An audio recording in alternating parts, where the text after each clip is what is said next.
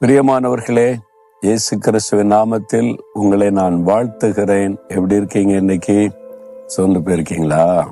அப்படியே மனசோர்வு வந்துட்டா? ஏதோ ஒரு காரியம் உள்ளத்தை பாதிச்சுட்டா? ஜெபிக்க முடியல, ஆசை இருக்குது, ஜெபிக்க முடியலையே. இது மாதிரி கொஞ்ச நாளாவே மனசெல்லாம் சரியில்லாம இருக்குது. அப்படி ஒரு சோர்வாவே இருக்குது. நம்ம இவ்வளவு ஜெபிக்கிறோம், இவ்வளவு ஆண்டவர் மேல விசுவாசம் வச்சிருக்கிறோம், ஆனா இது மாதிரி தானே இருக்குது அப்படின்னு சோர்ந்து போன நிலைமையில இருக்கிறீங்களா?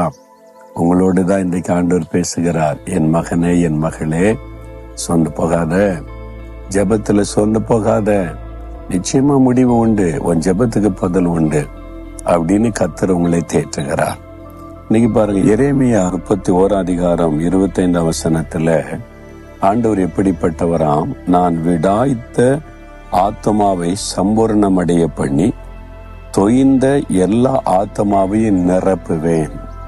விடாய்த்து போன ஆத்மா, தொய்ந்து போன ஆத்மா. ரொம்ப விடாய்ச்சி போயிட்டாங்க, ரொம்ப தொய்ந்து போயிட்டாங்க, அவ்வளவுதான், சோர்வு வந்துட்டுங்க.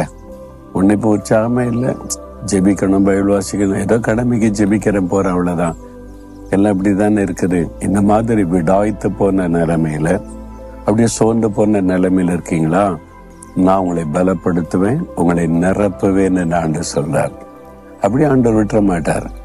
நம்ம சோர்ந்து போயிட்ட விட்டுருவார்னு நினைக்கிறீங்களா? அவர் விட மாட்டார். என்றால் அவர் சோர்ந்து போவதே இல்லை, நம்மளை பலப்படுத்திக்கிட்டே இருப்பார். இப்ப ஆண்டவர் இந்த காலை நேரத்துல உங்களோட பேசுகிறார். என் மகளை, எதுக்கு சோர்ந்து போயிருக்கிற? எதுக்கு விடாய்த்து போன? எதுக்கு நீ தொய்ந்து போன நிலைமையில இருக்கிற? இப்ப நான் உன்னை நிரப்புறேன் பாரு. அந்த ஆவியானவர் நிரப்புன உடனே அந்த சோர்வு, விடாய்த்து போன தன்மை, தொய்வு எல்லாம் மாறி ஒரு புது உற்சாகம் வந்துடும்.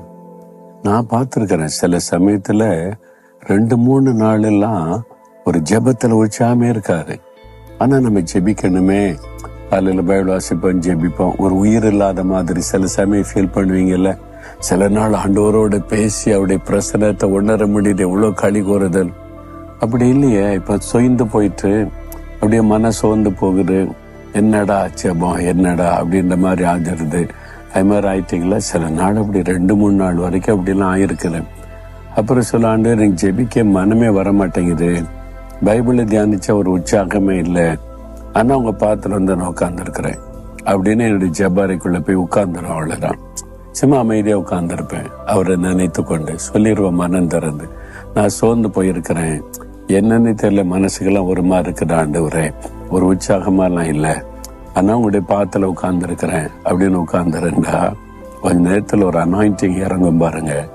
ஆவியானவர் அப்படியே நிரப்ப ஆரம்பிப்பார். அப்படியே கொஞ்சமா துதிக்க ஆரம்பிச்சு, அந்நிய பாஷையில பேச ஆரம்பிச்சு, ஆவில நிரம்ப ஆரம்பிச்ச உடனே அப்படியே ஆவியானவர் நிரப்பின உடனே சோர்வு, விடாய்த்த போன நிலைமை எல்லாம் மாறி ஒரு பெரிய உற்சாகம் வந்துடும். அப்புறம் அவ்வளவுதான். இதெல்லாம் நம்ம கடந்து செல்லுகிற பாதை தான். அதனால அப்ப ஆண்டவரன் கைவிட்டுட்டாரோ, மறந்துட்டாரோ அப்படிலாம் நினைக்க தேவையில்லை. நம்ம கடந்து போகிற பாதையில அது ஒண்ணு. ஆனா ஆண்டவர் நம்ம விட்டு விலகல. அந்த விசுவாசத்தை மாத்திரம் விட்டுறக்கூடாது. சோர்வு இருக்கலாம், கொஞ்சம் விடாய்த்து போன தன்மை இருக்கலாம், ஒண்ணு நடக்கலேன்னு இருக்கலாம். ஆண்டவர் மறந்துட்டான்னு நினைச்சிடக்கூடாது. இப்ப ஆபிரகாமுக்கு கர்த்தர் வாக்கு கொடுத்தார். ஆபிரகாம் ரொம்ப சந்தோஷம், கர்த்தரின் சந்ததி ஆசீர்வதிப்பான்னு வந்துட்டார். 1 வருஷம் ஆச்சு, 2 வருஷம் ஆச்சு, 3 வருஷம் ஆச்சு, ஒண்ணு நடக்கல. இந்த வருஷம் இதை பார்த்து ரொம்ப சோர்ந்துட்டார். ஒரு நாள் கர்த்தர் பேசுகிறார்.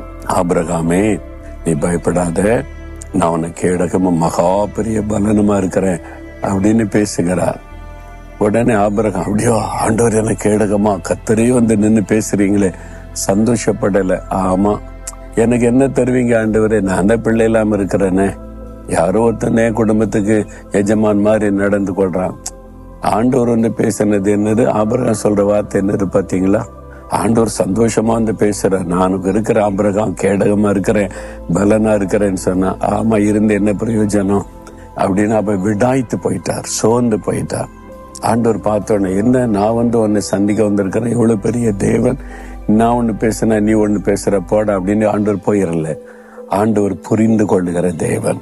என் மகன் சோர்ந்துட்டான்னு சொல்லி, ஆபிரகாம் எழும்பு, கொஞ்சம் கூட விட்டு வெளியே வா, வெளியே வா, கம் அவுட். சரி ஆண்டவர், என்ன வானத்தை அண்ணாந்து பாரு, பார்த்தா நட்சத்திரம் எண்ணி சொல்லு பாப்போம். என்ன பார்ப்போம் நட்சத்திரத்தை, எவ்வளவு எண்ண முடியாதான். இந்த மாதிரி உன் சந்ததியை நான் பெருக பண்ணுவேன். உடனே உற்சாகம் வருகிறாரு. கடற்கரை மணல எண்ண முடியுமா? அது இப்படி எண்ண முடியாது. அந்த மாதிரி உன் சந்ததியை பெருக பண்ணுவேன். இந்த வாக்கு தத்தத்தை திரும்ப புதுப்பித்து உறுதிப்படுத்த மறுபடியும் ஆபிரகாம் உற்சாகம் வருகிறாரு. அதுதான் கர்த்தர்.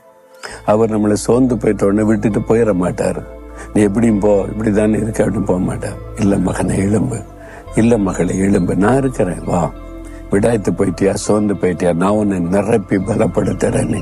இப்ப ஆண்டவர் உங்களை நிரப்ப போகிறார். தன்னுடைய வல்லமையினால, கிருபையினால, அபிஷேகத்தினால அந்த சோர்வெல்லாம் மாற போகிறது. புதிய உற்சாகம் வரப்போகிறது. ஆண்டவரே, இந்த மகள் சோர்ந்து போயிருக்கிறாங்க, விடாய்த்து போயிருக்கிறாங்க. இப்போ உங்களுடைய வல்லமை அவங்க மேல அனுப்புங்க. நீங்க வாக்கு கொடுத்தபடி அபிஷேகம் இறங்கட்டும், வல்லமை இறங்கட்டும், ஆவியில நிரப்புங்க, பலப்படுத்துங்க, சந்தோஷப்படுத்துங்க. இந்த சூழ்நிலையை மாற்றுங்க. இந்த விரக்தியான சூழ்நிலை மாறட்டும், உற்சாகமான ஆவி நிரப்பட்டும். இந்த நிமிஷத்துல இந்த புது பலனை கொடுத்து நடத்துங்க. அபிஷேகத்தினால நிரப்புங்க ஆண்டவரை, பலப்படுத்தி ஆசீர்வதிங்க, சந்தோஷப்படுத்துங்க. இயேசு கிறிஸ்துவின் நாமத்தில் ஆமென், ஆமென்.